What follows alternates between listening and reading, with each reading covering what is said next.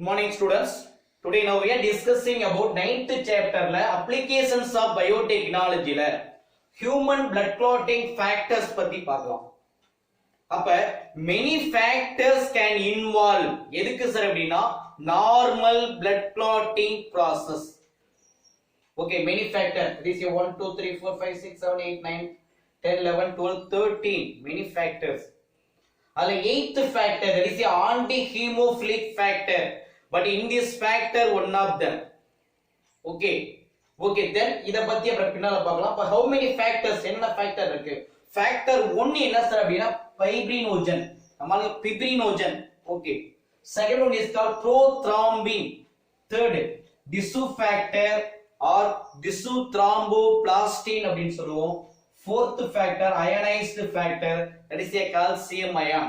What are the minerals can involved in blood clotting அப்படினா calcium, that is a calcium factor, that is a ionized factor. Then fifth factor, that is a label factor or pro-accelerating factor அப்படினு சொல்லுவோம். Then sixth factor unassigned, okay, unassigned factor அப்படினு சொல்லுவாங்க. Seventh factor stable or pro-converting factor, that is a eighth factor. இப்ப நம்ம பார்க்கக்கூடிய eighth factor anti-hemophilic factor. Okay, that is against the hemophilia factor. Hemophilia, okay, எதிரான factor. Then ninth factor, that is a Christmas factor. One more question. Ninth factor Christmas factor or that is a plasmothromboplastine components அப்படினு சொல்லுவோம். Then that is a 10th factor start or prover factor. Then 11th factor plasma thromboplastin antioxidant factor அப்படினு சொல்லுவோம். Then next that is a 12th factor Hackman factors, that is a 13th factor fibrin or stabilizing factor. Okay, that's all. There are many factors but can involved in normal blood clotting process. இது எல்லாமே எதுக்கு use ஆகுது? blood clotting process க்கு அது நார்மலா. Okay, இப்போ நம்ம பார்க்கிறதுனால 8th factor human blood clotting factor என்ன factor நம்ம பார்க்க போறோம் அப்படினு கேட்டா என்னது? that is a 8th factor. 8th factor, that is the anti-hemophilic factor. இப்போ in this factor கான gene, அப்ப இந்த gene formation of that is a factor 8 எங்க சார் லொகேட் ஆயிருக்கு அப்படினா that is a X chromosome. The factor 8 கான gene located here. Understand? That is a anti-hemophilic factor கான gene located into where அப்படினு கேட்டா that is a 8th factor. Okay, இப்போ இந்த 8th factor உடைய வேலை என்ன? What are the uses? நம்ம அங்கே சொல்லிருக்கேன், இதிலே சொல்லிட்டாங்க என்னது blood clotting. ஆன்சர்லயே क्वेश्चनலயே ஆன்சர் இருக்கு. Human blood clotting factor 8. அப்ப இதோட யூஸ் என்ன? blood clotting, that is a normal process. ரத்த முறைதலில் ஈடுபடக்கூடிய ஒன்றுதான். சரிப்பா, இதோட deficiency, suppose இப்ப இந்த 8th factor absent ஆயிருக்கு இல்லது டிகிரீஸ் ஆயிருக்கு, இப்ப இதோட ரிசல்ட் என்ன சார் அப்படினு கேட்டா that is a hemophilia A அப்படிங்கிற ஒரு disease. ஹீமோபிலியா A அப்படிங்கிற ஒரு டிசீஸ் ஃபார்ம் ஆகும். கேட்பாங்க 8th factor உடைய ரிசல்ட் என்ன சார் ஃபார்ம் ஆகுது அப்படினா deficiency haemophilia A, that is a bleeder disease. Haemophilia அப்படினா என்ன மீனிங்? bleeder, இரத்தப்போக்கு ஏற்படுத்தக்கூடியது, that is a continue or prolonged release என்ன சார் அப்படினா blood. சார் இந்த ஹீமோபிலியா அப்படிங்கிறது என்ன டிசீஸ் அப்படினு கேட்டா that is a genetic defect. Actually இது என்ன சார் அப்படினு கேட்டா genetic defect. ஓகே, மரபியல் நோய் அப்படினு சொல்லுவாங்க. அண்டர்ஸ்டாண்டா? இது ஏன் சார் ஏற்படுது அப்படினு கேட்டா that is என்ன சொல்லுவோம்? that is a sex linked disease. என்ன சொல்லணும் அப்படினா genetic defect or sex linked disease. பால்வழி நோய் அப்படினு சொல்லுவாங்க. ஏனா X யாருக்கு இருக்கு? இப்ப மேக்ஸिमम பாத்தீங்க அப்படினா ஃபீமேல் மேல் ரெண்டு பேருக்குமே இருக்கு. that is a X linked, XY சொல்றோம் இல்லையா? அப்ப X linked, அப்ப that is வந்து பார்த்தா sex linked disease அப்படினு சொல்லுவோம். இது எதனால ஏற்படுது அப்படினா synthesis of 8th factor. Okay, அப்ப 8th ஃபேக்டர் வந்து பாத்தீங்க அப்படின்னா டிஃபெக்ட் ஏற்படுறதுனால, இப்ப இந்த மேக்ஸிமம் சொல்லியிருக்கோம் இல்லையா, இது 8th ஃபேக்டர். இதனுடைய சிந்தசிஸ் வந்து பார்த்தா அப்படின்னா டிஃபெக்ட் ஆகும்போது, டிஃபெக்ட் ஆஃப் சிந்தசிஸ் ஆஃப் என்னன்னு கேட்டா 8th ஃபேக்டர். அப்ப 8வது factor, that is a anti-hemophilic factor, synthesis reduce ஆகும்போது, டிஃபெக்ட் ஆகும்போது இதனுடைய ரிசல்ட் உனக்கு என்ன ஏற்படும் அப்படின்னா ஹீமோபிலியா A. சரிப்பா, இப்போ ஓகே வந்துருச்சு. இப்போ characters, what are the characters? என்ன வந்துருச்சு? ஹீமோபிலியா வந்துருச்சு. அப்ப ஹீமோபிலியாவுடைய கேரக்டர்ஸ் என்ன? prolonged clotting. ஓகே, ஒரே லைன் தான். prolonged time for என்னன்னு கேட்டா clotting. ஓகே, அப்ப மேக்ஸிமம் பாத்தீங்க அப்படின்னா உனக்கு என்ன ஏற்படுது? prolonged time, that is a clotting time. Okay, ரத்தம் உறைதலுக்கு நீண்ட நேரம் எடுத்துக்கொள்ளுது. Next internal bleeding.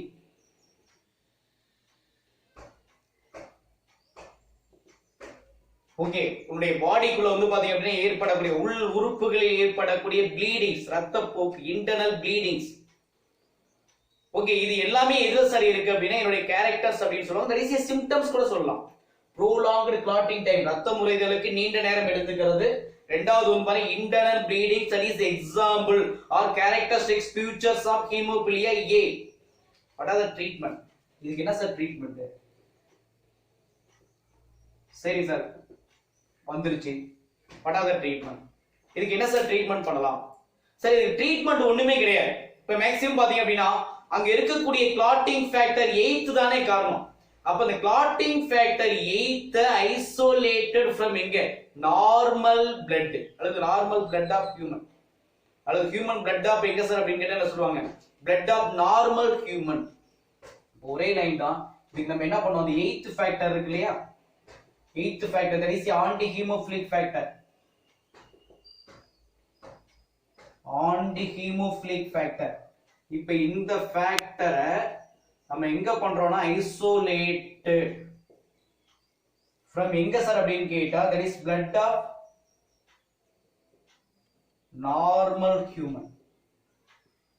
Okay, normal மனிதன் இருக்கக்கூடிய bloodல இருந்து நம்ம தனியா எடுக்கிறோம். அண்டர்ஸ்டாண்டா? So the clotting factor isolated from where அப்படின்னு கேட்டா என்ன எழுதுவ? அங்க இருக்கக்கூடிய blood of normal human. சரிப்பா, இது நார்மல் பிளட்ல இருந்து எடுக்கிறதுக்கு என்ன சார் தேவைப்படுது அப்படின்னா லார்ஜ் குவாண்டிட்டி ஆஃப் பிளட். இதுக்கு என்ன தேவைப்படுதுங்க? That is a large quantity.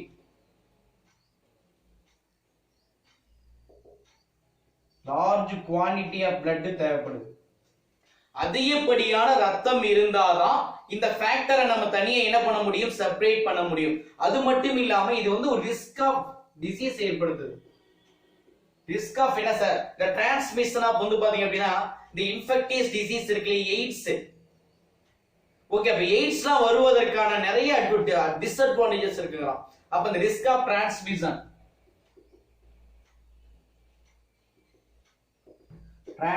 Of என்ன சார் அப்படின்னா இன்ஃபெக்டியஸ் டிசீஸ் லைக் யார் சார் அப்படின்னு கேட்டா that is AIDS, acute immuno deficiency syndrome அப்படின்னு சொல்லுவோம் இல்லையா, இதெல்லாம் வந்து பார்த்தா அப்படின்னா உருவாகிறதுக்கான வாய்ப்பு. That is disadvantages. அப்ப நல்லா ஞாபகம் வச்சுங்க. இதுல இருக்கக்கூடிய ரெண்டு டிஃபால்ட் என்னன்னு கேட்டா ஐசோலேட்டட் ஃப்ரம் எங்க சொல்லியிருக்கோம்? நார்மல் ஹியூமன்ல இருக்க பிளட். அப்ப என்ன வேணும்? லார்ஜ் குவாண்டிட்டி ஆஃப் பிளட் வேணும், அதிகப்படியான ரத்தம் வேணும். ரெண்டாவது risk of transmission of infectious disease like AIDS வந்துரும். எய்ட்ஸ் வருவதற்கான நிறைய பாசிபிலிட்டிஸ் இருக்கு. அதுக்காக தான் அவங்க என்ன யூஸ் பண்றாங்கன்னா that is rDNA technology. RDNA டெக்னாலஜியை யூஸ் பண்ணி இட் கேன் ப்ரிப்பேர் யார் சார் அப்படின்னா எய்த் ஃபேக்டர். இப்போ எய்த் ஃபேக்டர் நம்ம ஆளுங்க என்ன பண்ண போறாங்க? ப்ரிப்பேர் பண்ண போறாங்க. அண்டர்ஸ்டாண்டா? ஓகே, இப்போ இந்த மெத்தட்ல ஆர்டிஎன்ஏ டெக்னாலஜி யூஸ் பண்ணி ப்ரொடக்ட்ஸ் தான் என்ன? ரீகாம்பினன்ட் ஃபேக்டர்ஸ் ஆஃப் 8 அல்லது எய்த் ஃபேக்டர். ஓகே, இத ஃபர்ஸ்ட் எங்க சார் உற்பத்தி பண்றாங்க அப்படின்னு கேட்டா the Chinese hamster ovary. Chinese